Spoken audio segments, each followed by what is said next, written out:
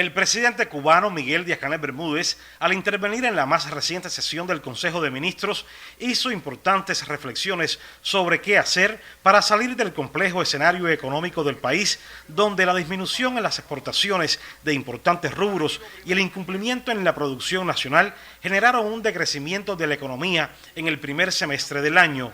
Esta situación, comentó el mandatario, está motivada por el impacto del bloqueo del gobierno de los Estados Unidos, pero también enfatizó por deficiencias internas y trabas que persisten. Asimismo, insistió en que a estos problemas le urgen soluciones. Somos nosotros los que tenemos que sobrepasar esta situación. Nadie nos va a resolver los problemas de Cuba, los tenemos que resolver nosotros. Y hay que resolverlo, entre otras cosas, con audacia revolucionaria y con creatividad. Y sí, con esfuerzo, ¿cierto? Aquí el concepto es que vamos para adelante, que vamos a superar esto y apoyar más la necesidad que nosotros tenemos de cumplir con las exportaciones y el cobro de las exportaciones. Al respecto, el mandatario indicó estudiar todo lo que ocurre en el entorno del sector exportador para eliminar trabas y hacer posible el cumplimiento de los planes. Igualmente comentó que dentro de los sectores exportadores urge revitalizar la actividad turística y las exportaciones de otros servicios, entre ellos los informáticos, porque de ello depende, reflexionó, los ingresos en divisas necesarios para adquirir alimentos, medicamentos y combustibles. De ahí su llamado a los responsables de las entidades que exportan. Una parte importante de lo que puede avanzar el país está en manos de los exportadores, tanto de bienes como de servicios. Y eso tiene que tener una óptica distinta, una mirada distinta, una mirada de más compromiso. Y no detenernos en lo que nos implica el bloqueo, y eso lo sabemos. Es qué vamos a hacer para superar el bloqueo. En primer lugar, en las exportaciones. E ingresarle más dinero a este país. Pero si el país no exporta y si además de exportar no ingresa lo que tiene que ingresar por las exportaciones, ¿cómo mantenemos el país? ¿Cómo se cubren los gastos que tiene el país en divisas? Entonces hay que empezar a defender el cumplimiento de la exportación con rigor desde la entidad donde se genera esa exportación hasta el resto de todas las estructuras que participan en la exportación, entre ellas la de comercio exterior. Otro elemento fundamental que ha incidido en el decrecimiento económico en el primer semestre del año, comentó el presidente, es la crisis energética que afecta al país. Para revertir este problema, expresó, está en marcha una estrategia que contempla la recuperación de potencia en las termoeléctricas y en los emplazamientos de grupos electrógenos, así como la instalación de parques solares que permitirán generar 1.000 megawatts este año y otros 1.000 en el próximo.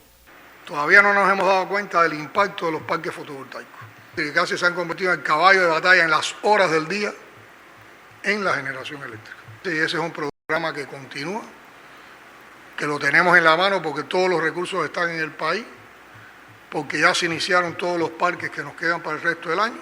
Estas reflexiones del presidente estuvieron motivadas por la exposición del ministro de Economía y Planificación, Joaquín Alonso Vázquez, sobre el cumplimiento de la economía cubana al cierre de agosto de 2025. En su informe, el titular expresó que el decrecimiento económico en el primer semestre del año está motivado también por las bajas producciones en el sector agropecuario, que, aunque ha incrementado áreas de cultivo, aún es insuficiente lo logrado en la producción pecuaria y avícola, y también por los bajos niveles productivos de la industria azucarera.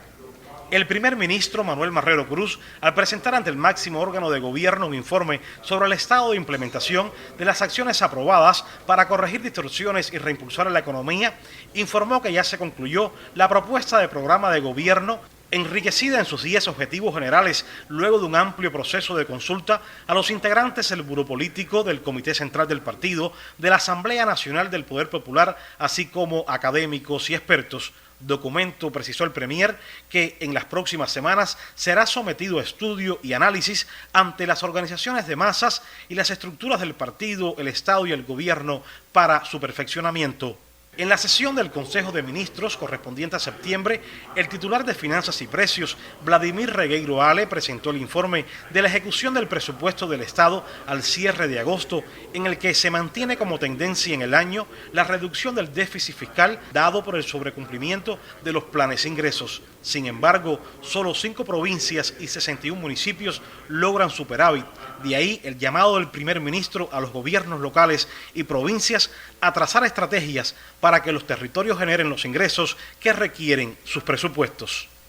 Un municipio jamás tendrá un pleno desarrollo si no alcanza la condición de superavitario.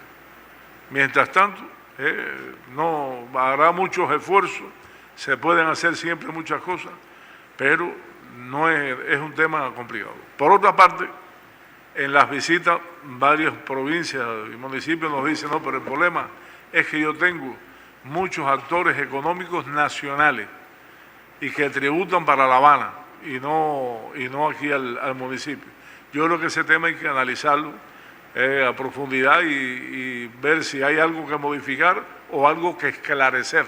En consonancia con este importante tema, la Contralora General de la República, Miriam Marván, presentó un informe sobre los resultados de las acciones de control al presupuesto del Estado al cierre de agosto de 2025 en varias entidades del país, entre ellas el Grupo Empresarial Ascuba, las delegaciones de recursos hidráulicos y empresas municipales de comercio, donde fueron detectadas irregularidades en la ejecución de los fondos asignados. En esta reunión del Consejo de Ministros, el titular de Comercio Exterior y la Inversión Extranjera, Oscar Pérez Oliva Fraga, presentó la cartera de oportunidades de inversión extranjera en Cuba, la cual fue aprobada por esta instancia. Aquí se puede constatar que los sectores más representados en la cartera son precisamente el petróleo, el turismo, la agroindustria azucarera, que aunque tiene pocos proyectos, son proyectos replicables y que abarcan zonas que tienen incluidos varios ingenios y áreas productivas de caña, el sector de la producción de alimentos, la industria biofarmacéutica, la industria en sentido general y la minería. Son los sectores más representados y se corresponden precisamente con aquellos sectores que pueden generar negocios que sean sostenibles a partir de contar con mercado externo. Ante el máximo órgano de gobierno también fue presentado un informe sobre las afectaciones económicas ocasionadas al país por irregularidades en las operaciones de comercio exterior al cierre del primer semestre del año 2025, así como otros sobre la situación de las cuentas por cobrar y pagar vencidas en igual periodo. Dos problemas que mucho están limitando el buen funcionamiento de la economía cubana. También en esta sesión del máximo órgano de gobierno rindieron cuenta de su gestión el Ministerio de Educación Superior y el Gobierno Provincial del Poder Popular de Mayabeque. Ambos informes fueron aprobados por el Consejo de Ministros. Igualmente, fue presentado un detallado informe sobre el cumplimiento de las medidas preventivas y de protección a las sustancias peligrosas en el periodo de enero a agosto de este año. El Consejo de Ministros acordó presentar a su aprobación la propuesta de decreto presidencial para regular el proceso de planificación de objetivos de trabajo y actividades en los organismos de la Administración Central del Estado, entidades nacionales y los órganos locales del Poder Popular. También aprobó el decreto para la comercialización de productos agropecuarios y forestales, su reglamento y resolución para la contratación del año 2026, el decreto reglamento de la Ley de Aduanas, el decreto reglamento de la Ley 1089 sobre excepciones y franquicias de carácter diplomático y el decreto para la celebración nacional del Día de las Personas Adultas Mayores. Wilmer Rodríguez Fernández, Canal Cubano de Noticias.